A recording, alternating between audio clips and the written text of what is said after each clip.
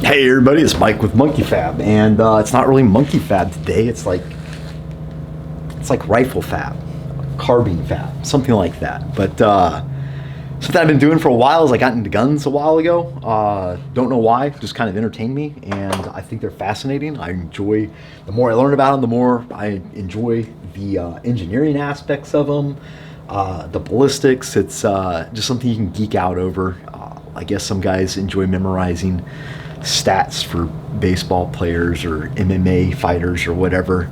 I like mechanical things, and firearms fills that hole. I was in the Army for like 25 years and never really gave it two craps about guns. Played paintball and stuff like that, but as far as firearms, the Army handed me shit and I carried shit, and I was always like, cool. But after I got out of the Army, I was like, these things are kind of fun.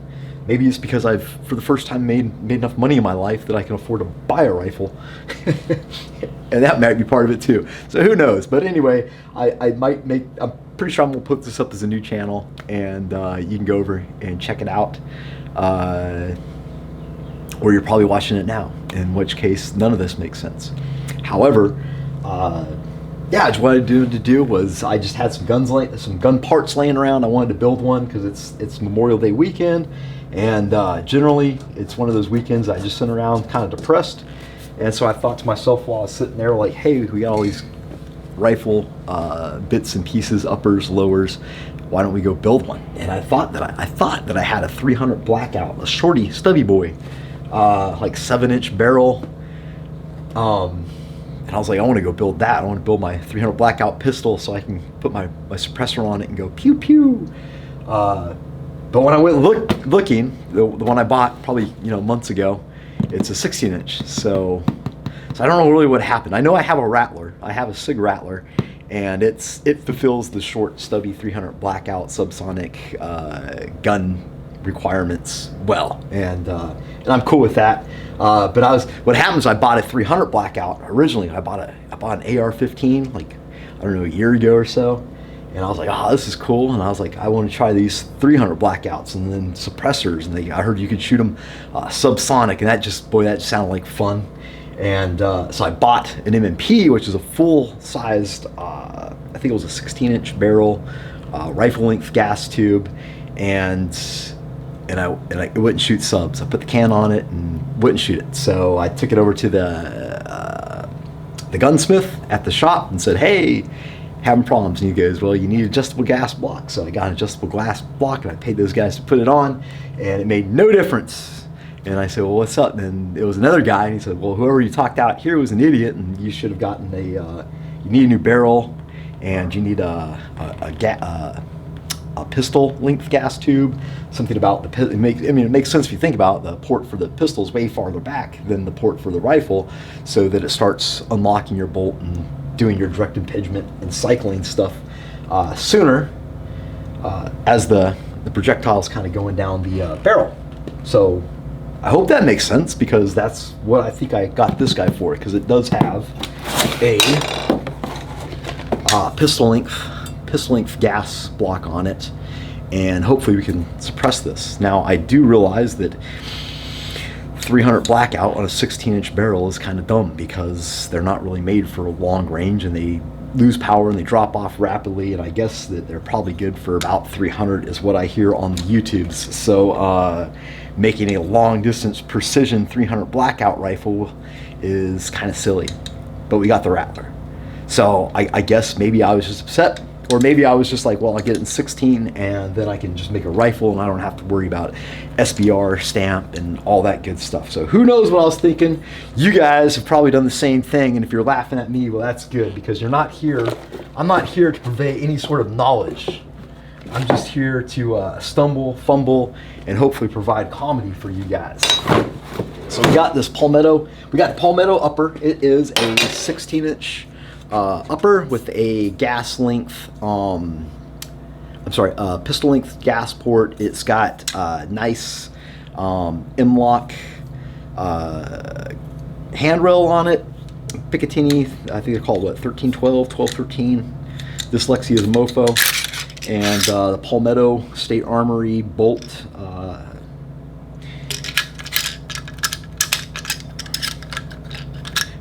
barrel, catch, and all that good stuff. So it was an incredible deal. I forget what it was, but it wasn't much. I want to say maybe 500 bucks.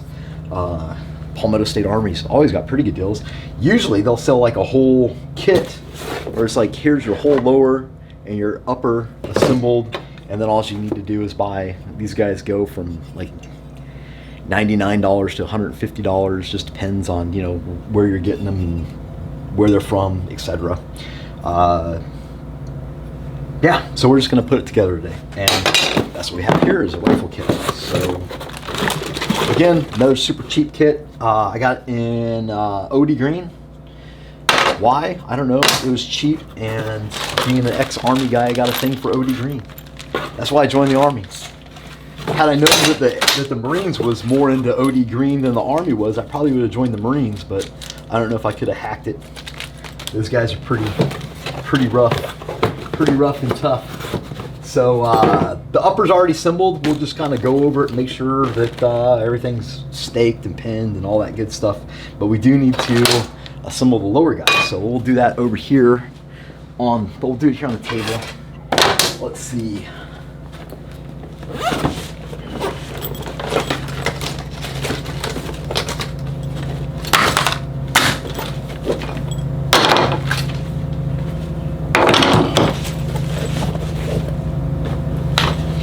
This is just a nice little toolkit I picked up, I think from Brunel's. I think there's like, I mean, all I think you really need is some maybe punches. You could probably get away. They have some specialty deals, like this is made just for the, I think the bolt stop. This guy will hold the entire upper, and then you can throw it in a vise and it squeezes it nice and tight so you can install barrels and stuff like that. The block that came with this kit was a POS. And it came with some kind of weird base that would like clamp onto a table, but I already got a vise. So I just bought this guy. I don't even know who I got it from. Probably like Optics Planet maybe, or 80% lowers. Somebody had it. And this guy's beefy. I wish I knew who made it. I think maybe Magpul. And you can throw that guy. The last one I broke, I was installing a, not a muzzle brake, but the silencer key mode lock guy, and it was just not flat, and I just had to put a little more torque on it, and you know how that goes. You put a little more torque and it went pop, and that was the end of my magazine well block. Which is probably a good thing. I mean, better it break than the rifle, but yeah. So anyway, those are the tools. It's pretty simple. You know, what's interesting is, like, I was around this thing. I've had this thing in my hand for, well, years. There's times when we were deployed where it was just, you had to have this with you, you know, everywhere you went. So for years I've carried M16s or M4s, just depending on what unit I was in. And I've looked at them and I always understood the basics of it. And I was a pretty good shot. Taught a lot of what we call BRM basic, BMR, basic military riflemanship, or marksmanship. Basic rifle, BRM, basic rifle marksmanship is what they called it. And you know, it wasn't half-assed bad as a medic can be on such things.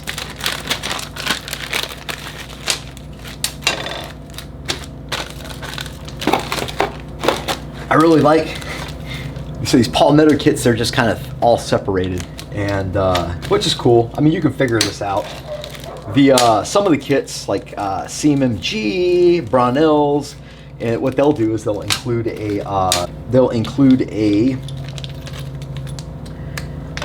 little colored bags with each thing, and on their package it comes in will tell you what everything is in its little colored bag, so that way you can't mess it up.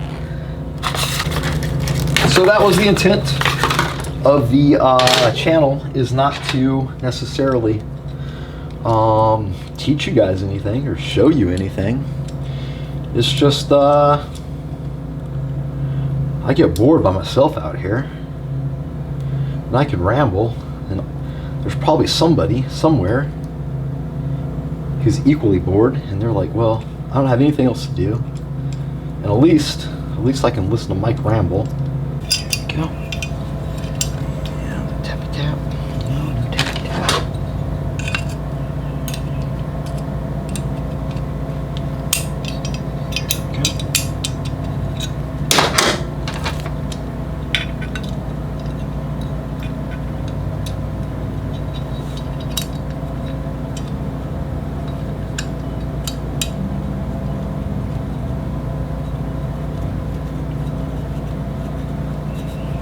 Hey, it's working.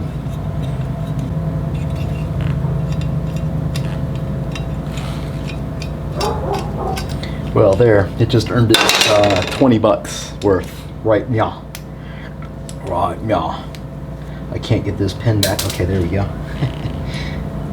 My friend came over and we helped him put a foldy stock boy. He got one of those China boy foldy stocks. And we put one on. And there was a little spring that came with it, and it went bing! And somewhere in the shop is a buffer retention spring. Where exactly? I don't know. I couldn't tell you.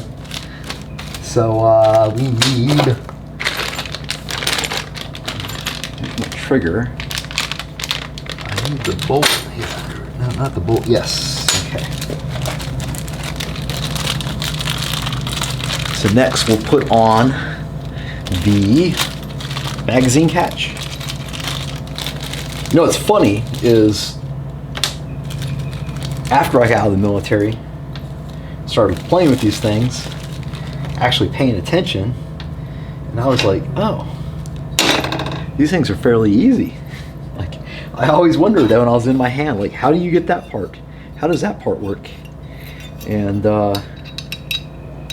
it's really pretty simple. It's not a fairly complex deal at all.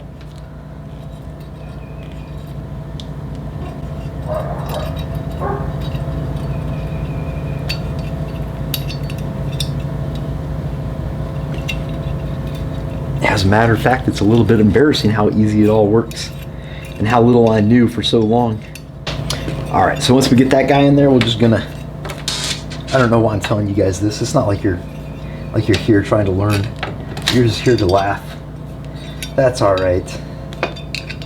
I'm just here to laugh too, to be quite honest. Anyway, it's a little difficult with a cutoff finger, but just push your magazine catch through and twist it. I'm going the wrong way. You gotta go righty-tighty. If you go lefty-loosey, it's not gonna work. So go righty-tighty, okay? Like I'm doing right now. And it'll get kind of hard. What you could do is you can either pull up, or you can push through on the other side. There we go.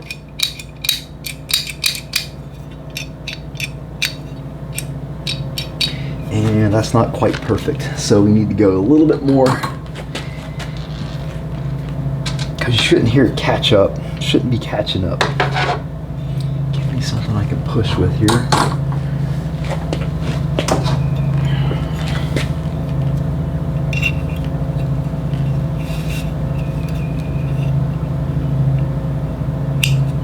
There we go.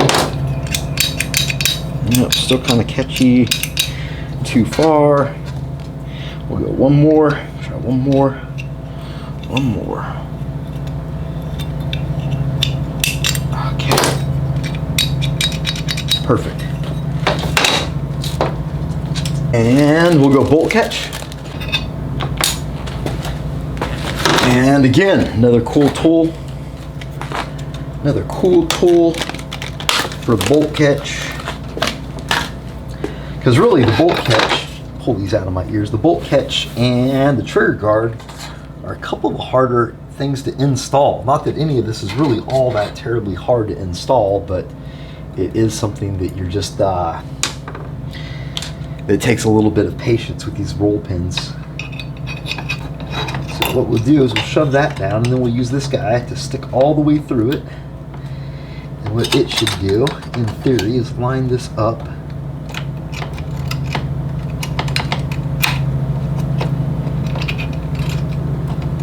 There we go. And then we'll come in with the roll pin on this side. There we go. And you guys see that? Like one side just holds right through the center, which holds the pin in place, and then this roll pin is used on the other side with the guide. And we'll just give it a couple tappy taps. There we go. Oh no! Oh no. Too soon, too soon. Let's try it again. Because if at first you don't succeed, going again. That guy in yaw. Stop that guy through yaw.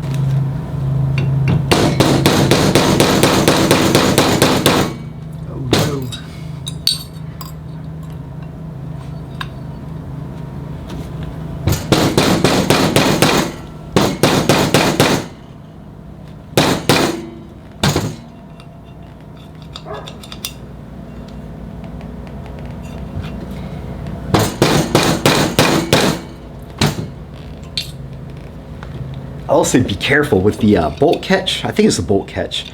Some of the uppers come with like a little tiny set screw that you can use. They're way easier to use than the roll pins. I'd just say throw a drop of Loctite on it there, but like I said, I have no idea what I'm doing. Anyway, we got our bolt catch in, we got our magazine release and our trigger guard, so we're gonna go with the, I think we have to put the trigger assembly in next.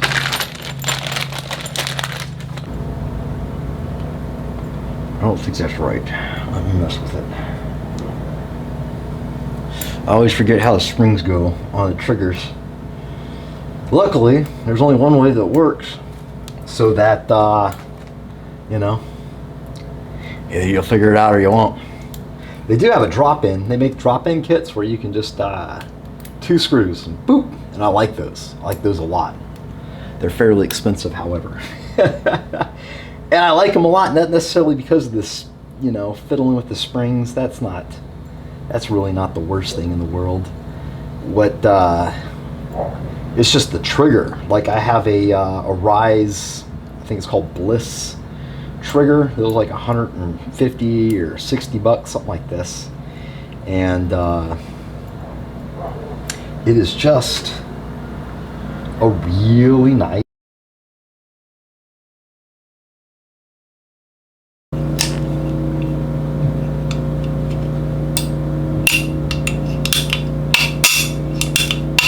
Oh, we must have got it right.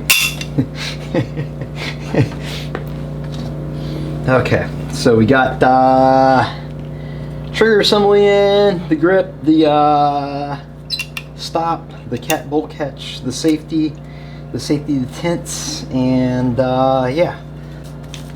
We'll keep one of these little baggies because there's always leftover parts, and I like to keep leftover parts. Big fan of leftover parts. So let's do our takedown pins. They're probably giving you so many because you're going to launch at least one across the shop. I'm going to aim it at the cardboard box here. I've already lost it. Glasses, Mike. Can't do anything if you can't see. Alrighty. Well, these are all kind of similarly shaped. We will put this guy in yaw.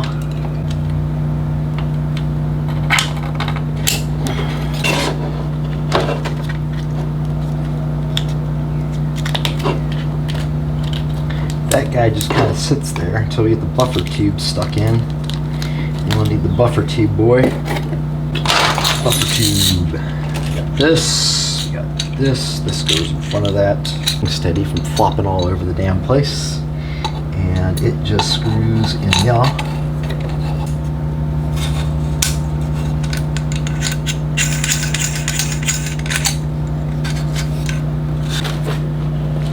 I got to put this vias out up in the vise.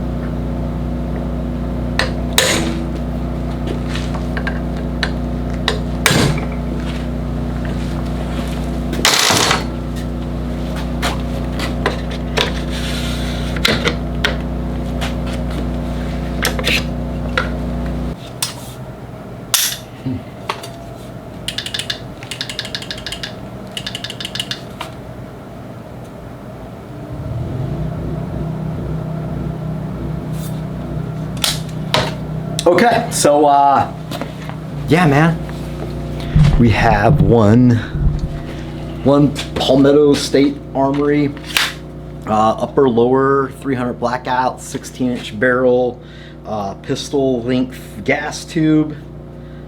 It might even be adjustable, I can't even remember. Probably not though, right? And yeah, I just did do a functions check on it. We got safe, nothing. Put it on fire, pull the trigger, pop, hold it to the rear, let go, click, pull the trigger, pop, put it on safe, nothing, good. So it's ready to run. Pretty happy. I mean, it was like super cheap. I can't remember what I paid for it, but I can't, like the whole thing is probably under 700 bucks. The super cheap military issue green plastic bits with the kit was only, I think it was like 50 or 60 bucks. And the lower like 100, and then the upper piece like 600, I think, for the whole bolt carrier upper assembly deal. What we'll do is, what I'll probably do is get rid of this barrel and get a 14.5 inch, and I will pen it with my suppressor adapter, and probably get a shorter handguard, but it might fit. But sometimes I just cut.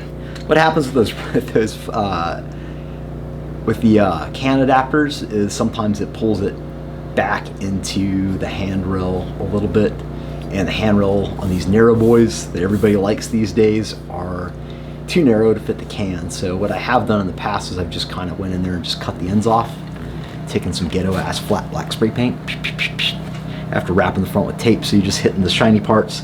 And you know, if the rifle goes out in the woods once or twice, it's gonna look that way pretty much anyway. So yeah, pretty happy with this. I'll probably throw a, I got a SIG Romeo scope that came with another Palmetto State Arms package. It was, again, dirt cheap, and I'll probably throw it on, and I'll be excited to see how this thing shoots, because I will be super happy and excited to get my 300 subsonics working through a 300 blackout rifle with a can. It should be a lot of fun to shoot. I have a suppressor and it's fun to shoot. I've shot 22, which is a blast, especially if you're using like match grade, which is all subsonic, and it's just like a staple gun. You can't, it's about the most fun you can have with your clothes on. I love it. And the 5.56 and the 300 I've also shot. I have two cans, neither one of which have been released from the ATF gel, but they should be in soon. I paid for them back in November and did all the stuff. So we got one that's like a 30 cal and one that's like a 22 screw on. They're both dead airs. One's a mask and one is a standard dead air mask Sandman. Haha, I knew I remember it. But yeah, the guy at the gun store told me to get that one, and he did a great job. I'm really happy with it.